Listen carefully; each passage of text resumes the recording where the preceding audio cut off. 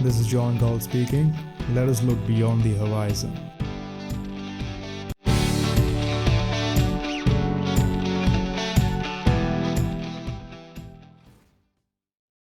तो आज का पॉडकास्ट शुरू करते हैं एक और इम्पॉर्टेंट न्यूज़ के साथ।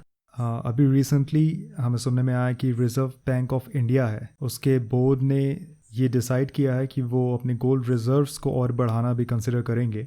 एंड इस रिपोर्ट के हिसाब से आरबीआई प्लान कर रहा है अपने जो रिजर्व्स हैं, जो अपने गोल्ड रिजर्व्स हैं, उन्हें 6.5% से 10% तक बढ़ाने का। साथ ही साथ जो इंडियन सेंट्रल बैंक है आरबीआई, वो अपनी यूएस ट्रेजरीज की जो होल्डिंग है वो उसे कम करेगा। अब ये कोई बहुत एक नया मूव नहीं है जो हमें देखने को मिल रहा है। एक्चुअली पिछले कुछ सालों से जो हमारा रिजर्व बैंक है वो गोल्ड की परचेजिंग कर रहा है और गोल्ड का जो हमारा रिजर्व है उसे इंक्रीज करने पे लगा हुआ है। एंड जो इंडियन सेंट्रल बैंक है आरबीआई, वो अकेला ऐसा सेंट्रल बैंक नहीं है। ये देखा गया है कि central banks throughout the world they are doing the same thing, चाहे वो यूरोपियन कंट्रीज हो और खासकर रशिया और चाइना के जो सेंट्रल बैंक्स हैं वो सबसे ज़्यादा सबसे एग्रेसिवली गोल्ड की परचेजिंग कर रहे हैं इंटरनेशनल मार्केट पे और अपने गोल्ड रिजर्व्स को बढ़ा रहे हैं। अब जो हमारे फॉर्मर आरबीआई डिप्टी गवर्नर थे आर गांधी, उनका कहना है कि गोल्ड का जो रिज़र्व है वो एक्चुअली आरबीआई पिछले 5 सालों से बढ़ा रहा है। और उन्होंने ये भी बोला था कि 1991 में गोल्ड ने काफ़ी ज़्यादा सपोर्ट किया था इंडियन इकोनॉमी को और हमारी कंट्री के रिज़र्व का एक बहुत ही इंपॉर्टेंट पार्ट है ये।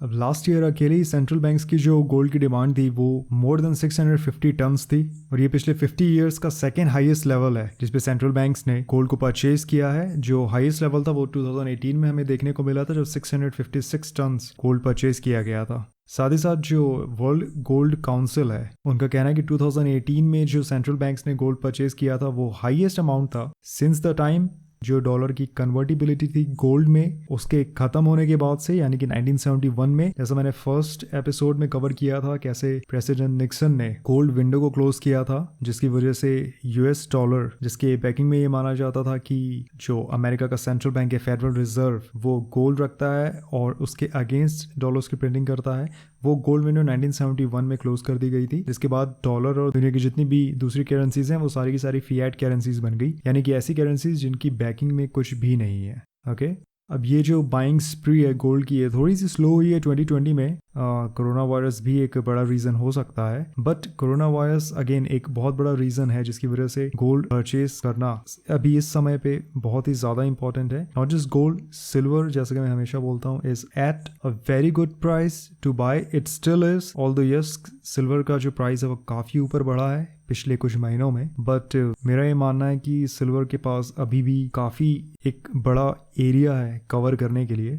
एंड ऑफ्टन टाइम्स सिल्वर जो है वो गोल्ड के सामने इग्नोर कर दिया जाता है, बट मेरा ये मानना है कि अभी इस समय पे silver is your best bet as an investment. Obviously एक स्पेक्युलेटिव प्ले है क्योंकि गोल्ड में रिस्क कम है और सिक्योरिटी थोड़ी ज़्यादा रहती है as compared to silver, but as an investor अगर आप ये चाह रहे हैं कि आप परसेंटेज टर्म में या आप कैपिटल के टर्म्स में ज़्यादा प्रॉफिट्स निकालें, उस हिसाब से I think silver is a better bet. And उसके अलावा भी कई ऐसे सेंट्रल बैंक्स हैं जिन्होंने स्पेसिफिकली प्रोग्राम्स ही लॉन्च किए हैं गोल्ड परचेज करने के लिए, जैसे कि सर्बिया में हमें देखने को मिला। सर्बियन सेंट्रल बैंक ने लास्ट ईयर स्टार्ट किया था गोल्ड परचेज करना, और जो नेशनल बैंक ऑफ सर्बिया के जो गवर्नर हैं जोरगोवानका ताबाकोविच, उन्हें ये एडवाइस प्रेसिडेंट अलेक्जेंडर वुचिच ने दी थी, जिनका मानना है कि गोल्ड रिजर्व बढ़ाने से उनकी फाइनेंशियल स्टेबिलिटी जो है वो ज़्यादा बढ़ेगी, वो ज़्यादा इंक्रीज होगी। अब Serbia third eastern European country है जिसने काफ़ी लार्ज अमाउंट में गोल्ड को परचेज करना स्टार्ट किया। पोलैंड ने ऑलमोस्ट 100 टन ऑफ गोल्ड अपने रिजर्व में ऐड किया था 2019 में, वो भी फर्स्ट हाफ में। एंड उनका कहना है कि गोल्ड जो है it is the most reserve of reserve asset. अगर आप उसे रखते हैं तो उससे आपका जियोपॉलिटिकल रिस्क कम होता है और ये एक तरीके से एक एंकर का काम करता है ट्रस्ट के लिए, खासकर ऐसे समय पे जब दुनिया में इतना ज़्यादा टेंशन है और अगर आपको ऐसा देखने को मिल रहा है कि भाई एक क्राइसिस की सिचुएशन भी क्रिएट हो सकती है। हंगरी का केस भी मैं डिस्कस करना चाह रहा था कि हंगरी के सेंट्रल बैंक ने लास्ट ईयर अनाउंस किया था कि उन्होंने अपने गोल्ड रिजर्व को 10 फोल्ड इंक्रीज कर लिया, 10 गुना। उनका मानना है कि भाई गोल्ड का एक हिस्टोरिक रोल रहा है हमेशा से, जहां वो आपको एक फाइनेंशियल सिक्योरिटी प्रोवाइड करता है, क्योंकि वो एक तरीके से सबसे सेफ इन्वेस्टमेंट है इन टर्म्स ऑफ वैल्यू, जो कि ना ही सिर्फ क्राइसिस या किसी फाइनेंशियल मेल्ट डाउन की कंडीशन में, बट नॉर्मल कंडीशंस में भी अपनी जो वैल्यू है वो मेंटेन करके रखता है। और गोल्ड होल्डर जो है, चाहे वो एक नेशन हो, चाहे वो एक बैंक हो, चाहे वो एक इंडिविजुअल हो, उसे ज़्यादा स्टेबिलिटी और कॉन्फिडेंस देता है। तो दो चीज़ें हमें मार्केट में बेसिकली देखने को मिल रही हैं कि कैसे जो नेशंस हैं, जो सेंट्रल बैंक्स हैं जो नेशंस में ऑपरेट कर रहे हैं, वो कैसे अपनी गोल्ड होल्डिंग्स को इंक्रीज कर रहे हैं। और कहीं ना कहीं ये भी देखने को मिल रहा है कि यूएस ट्रेजरीज जो हैं उनकी सेलिंग इंटरनेशनल मार्केट में कम हो रही है। और बहुत सी ऐसी कंट्रीज हैं, बहुत से ऐसे बैंक्स हैं, जैसा कि अभी आरबीआई ने बोला कि वो शायद अपने यूएस ट्रेजरी की जो होल्डिंग है वो उसे कम करेंगे। तो बहुत से ऐसे सेंट्रल बैंक्स हैं जो कि अपने यूएस ट्रेजरीज को सेल करना चाहते हैं। एंड इसका बेसिक रीजन मुझे ये लगता है कि डॉलर का जो डोमिनेंस है अभी इंटरनेशनल ट्रेड्स में, वो ठीक है कुछ टाइम तक मेंटेन रहेगा, बट शायद ये ज़्यादा समय तक मेंटेन ना रहे। डॉलर शायद बहुत लंबे समय तक एज ए रिजर्व करेंसी अपना स्टेटस मेंटेन ना कर पाए। और बेसिकली यूएस ट्रेजरीज हैं क्या? जब यूएस डॉलर्स की प्रिंटिंग होती है फेडरल रिजर्व पे, तो यूएस गवर्नमेंट जो है वो बेसिकली एक तरीके से लोन लेती है फेडरल रिजर्व से। अब ये जो लोन है इसके अगेंस्ट आप ये कह सकते हैं कि एक रिसीट दी जाती है, जिसे हम यूएस ट्रेजरी कहते हैं। वो ट्रेजरी को सबमिट की जाती है, ओके। और उस रिसीट के अगेंस्ट फेडरल रिजर्व जो है वो डॉलर्स को प्रिंट करके बाकी अपने जो सब ब्रांचेस हैं, जो छोटे बैंक्स हैं, उनके थ्रू उन डॉलर्स को मार्केट में लाता है, उन्हें डिस्ट्रीब्यूट करता है और गवर्नमेंट को भी प्रोवाइड करता है। अब यहाँ पर ये माना जाता है कि भाई यूएस गवर्नमेंट जो है वो इतनी केपेबल है कि उसने जो लोन लिया है फेडरल रिजर्व से वो उसे पे बैक कर सकती है। तो यही कॉन्फिडेंस जो है ये यूएस ट्रेजरीज को बेसिकली वैल्यू देता है कि हाँ, एक टाइम पे या टाइम के साथ धीरे धीरे जो अमेरिकन गवर्नमेंट है वो अपना लोन पूरा कर देगी। एंड उसके अगेंस्ट में एक बहुत स्मॉल अमाउंट में आपको इंटरेस्ट मिलता है, जिसकी वजह से जो यूएस ट्रेजरीज हैं they are a high rated bond. उनकी रेटिंग काफ़ी ज़्यादा है क्योंकि उसे एक बहुत ही सेफ एंड सिक्योर इन्वेस्टमेंट माना जाता है।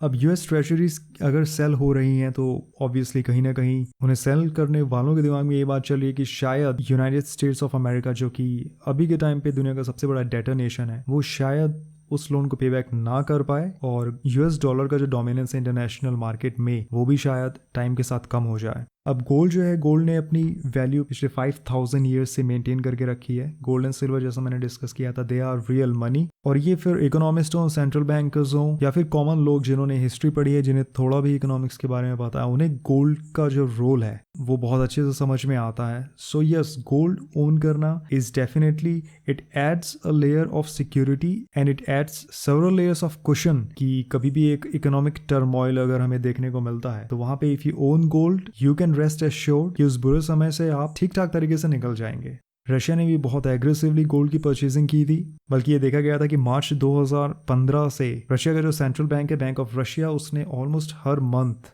गोल्ड की परचेजिंग की है और अपने रिजर्व को बढ़ाया है। और अभी के टाइम पे जो सबसे हाईएस्ट रिजर्व रखने वाले सेंट्रल बैंक्स हैं या कंट्रीज हैं, आप कह लीजिए, उसमें नंबर 1 पे है ऑब्वियसली यूनाइटेड स्टेट्स, जिसके ऑफिशियल रिजर्व हैं a little more than 8000 metric tons. Second number पे है Germany which is somewhere around the 4000 metric ton mark. Third number पे है इटली जो कि है अराउंड 3000 मेट्रिक टन मार्क। उसके बाद है फ्रांस जो कि अगेन है around 3000 metric ton mark. Fourth number पे है रशिया जो कि है करीब 2000 मेट्रिक टन्स पे। और रशिया के बाद 6 नंबर पे है चाइना जो कि अगेन है अराउंड 2000 मेट्रिक टन्स पे। तो वेस्टर्न कंट्रीज जिन्हें ये सोचा जाता है कि जो शायद गोल्ड पे उतना ध्यान नहीं देते हैं, अनलाइक इंडिया, इंडियन और चाइनीज कल्चर में हमेशा से गोल्ड का एक बहुत इंपॉर्टेंट रोल रहा है। एंड बहुत से लोगों को ये लगता है कि शायद वेस्टर्न कंट्रीज जो हैं वो गोल्ड पे उतना ध्यान नहीं देती हैं। ये बात कहीं ना कहीं सही भी है अगर आप कॉमन सिटीजन्स की बात करें तो, लेकिन जो इकोनॉमिस्ट्स हैं या जो सेंट्रल बैंकर्स हैं उन्हें गोल्ड की इंपॉर्टेंस पता है। इस वजह से जो वहाँ के सिटीजन्स हैं वो शायद इतना गोल्ड ओन नहीं करते हैं, बट वहाँ के जो सेंट्रल बैंक्स हैं उनके पास गोल्ड रिजर्व काफ़ी हाई क्वांटिटी में है। एंड हमारा भी जो आरबीआई सेंट्रल बैंक है वो भी अब अपनी गोल्ड रिजर्व्स को इंक्रीज कर रहा है। भाई Indian household they own 25,000 tons of gold. उसका मेन रीज़न ये है कि गोल्ड जो है it is so deeply a part of our culture. वो हमेशा से हमारे कल्चर का एक बहुत इंपॉर्टेंट पार्ट रहा है, जिसकी वजह से हमारे यहाँ पे चाहे लोगों को हिस्ट्री के बारे में उतना ना पता हो या फिर लोगों को इकोनॉमिक्स के बारे में उतना ना पता हो, बट उन्हें ये पता है कि यस, गोल्ड जो है इट होल्ड्स सम वैल्यू और उसे वो एक बहुत ही ज़्यादा वैल्यूएबल कमोडिटी मानते हैं, एक एसेट मानते हैं। ये चीज़ जो है काफ़ी अच्छी है, not just for the people who hold gold but for the country as well, क्योंकि जब इकोनॉमिक कंडीशंस खराब होती हैं उस समय पे लोग जो हैं वो जो सपोर्ट अपनी गवर्नमेंट से एक्सपेक्ट करते हैं या सेंट्रल बैंक से एक्सपेक्ट करते हैं, वो सपोर्ट उन्हें गोल्ड खुद ही प्रोवाइड कर सकता है। अब गोल्ड पे भरोसा करना is one of the biggest reasons जिसकी वजह से भाई यूरोप की बहुत सी ऐसी कंट्रीज थी which went for gold repatriation. Gold repatriation में बेसिकली ये होता है कि जो कंट्रीज है, बहुत सी ऐसी कंट्रीज है जिन्होंने अपना जो गोल्ड रिजर्व है वो अपने कंट्री में नहीं रखा है, बल्कि उसे दूसरी कंट्री में दूसरे सेंट्रल बैंक्स के वॉल्ट्स में स्टोर करके रखा है फॉर सेफ्टी पर्पसेस। बट कहीं ना कहीं उन कंट्रीज के मन में ये डाउट आने लगा कि क्या पता भाई जब समय खराब होता है उस समय जिन कंट्रीज में, जिन वॉल्ट्स में हमने अपना गोल्ड रखवाया है, क्या पता वो उन्हें देने से मना कर दें। सो बहुत सी ऐसी कंट्रीज थी जैसे कि पोलैंड ने almost 100 tons of gold, 100 ton gold bank of England के वॉल्ट जो कि लंदन में है वहां से वापस मंगाया और अपने पास अपनी कंट्री में अपनी बाउंड्रीज के अंदर अब उसे स्टोर करके रख रही है। सो ये जो एक सिनेरियो क्रिएट हो रहा है जहाँ पे एक नेशन का दूसरे नेशन से या एक सेंट्रल बैंक का दूसरे सेंट्रल बैंक पे बेसिकली जो ट्रस्ट है वो कम होता जा रहा है, ये चीज़ जो है ये जनरली होती है या देखने को मिलती है हमें during times of economic disturbance. और ये जो सीन अभी क्रिएट हो रहा है ये मेरे हिसाब से this is just the beginning. I think gold and silver still have a long way to go. अभी काफ़ी लंबा रास्ता गोल्ड और सिल्वर को कवर करना है। जिस तरीके से करेंसी की प्रिंटिंग चल रही है not just in United states but through out the world, और जिस तरीके की इकोनॉमिक पॉलिसीज अभी ये इम्प्लीमेंट कर रहे हैं उसे देख के तो यही लग रहा है कि करेंसी ओन करना शायद एक बहुत अच्छा आइडिया ना रहे। एंड यानी बहुत ज़्यादा ज़रूरी है कि लोग अपनी सेविंग्स को, अपने इन्वेस्टमेंट्स को थोड़ा डाइवर्सिफाई करें। एंड प्रीशियस मेटल्स जो कि काफ़ी लंबे समय तक इग्नोर किए गए थे, अब समय आ गया है उनमें वापस अपना कॉन्फिडेंस प्लेस करने का एंड टू मेक श्योर कि आने वाला जो समय वो हमारे लिए एक बहुत बड़ी परेशानी ना खड़ी कर दे। And believe me, if you are not into precious metals, अगर आपने प्रीशियस मेटल्स में अभी तक इन्वेस्ट नहीं किया है, देन मैक्रो इकोनॉमिक जो सिनेरियो क्रिएट हो रहा है उसे देख के यही समझ में आ रहा है कि you are going to have a very difficult time. So please do some research, थोड़ा रिसर्च करिए, थोड़ा इकोनॉमिक्स के बारे में स्टडी करिए, थोड़ी हिस्ट्री समझने की कोशिश करिए, मार्केट साइकिल्स को समझने की कोशिश करिए। बाकी इन चीज़ों को बताने के लिए मैं तो हूँ, बट एक पर्सनल रिसर्च जो है वो शायद एक ज़्यादा सही तरीके से चीज़ों को आपके सामने ला पाए ताकि आप ओवरऑल जो एक सीन क्रिएट हो रहा है उसे आप समझ पाए and then you can act accordingly. And I really hope that you guys make a good decision. This was all I wanted to cover in this recording. इस recording के लिए basically जो जितने भी मैंने छोटे topics रखे थे वो सारे मैंने cover कर लिए हैं and I really hope you guys find it informative. So अगर आपको मेरा कंटेंट पसंद है तो प्लीज़ लाइक करिए, सब्सक्राइब करिए। बहुत सी अभी इन्फॉर्मेशन है कवर करने के लिए एंड अभी कुछ टाइम से मैं कुछ न्यूज़ रिलेटेड टॉपिक्स कवर कर रहा हूँ, बट कुछ इन्फॉर्मेटिव, कुछ एजुकेशनल टॉपिक्स को भी लेके मैं अभी वापस आऊँगा बहुत सारी चीज़ें अभी डिस्कस करने के लिए। And I hope you guys are having a good time. आप लोगों को काफ़ी कुछ सीखने को मिल रहा होगा। So take care of yourself and I will see you guys soon.